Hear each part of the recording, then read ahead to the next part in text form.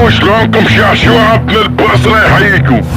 هلا اجا المطي. اليوم تقرير استثنائي. اليوم انا والكادر توجهنا الى منطقة في البصرة تحديدا ابو الخصيب.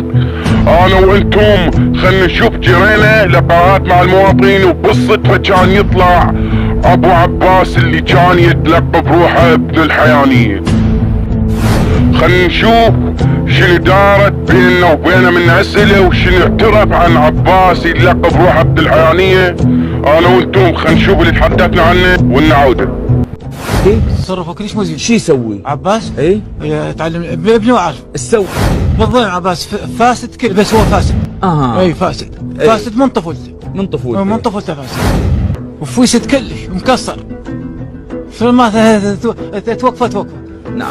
وشون عرفت انت يسوي كلمات وشغلات اباحية وحركات اباحية؟ بس حدثني بالتفصيل الممل. واحد سعير هز عده وشق. اي يسوي شغلات مو زينه يبعبص.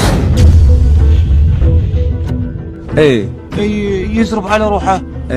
يسوي شغلات كلش مو زينه. لا يكرم الله يروط بعيره. يكرم الله. كل مقابلة واعترافات اهل عباس وشخصيا ابوه كيف يتحدث عن عباس اللقب نفسه ابن الحيانية. لك خلال 24 ساعة عندما تشوف هذا التقرير اذا ما خليت البيقو مرعب القادة وخالص القادة شعشوعة بن خمسمين راح ارجع واقرا فاتحتك. شعشوعة يرفع الجلسة. لا تنسوا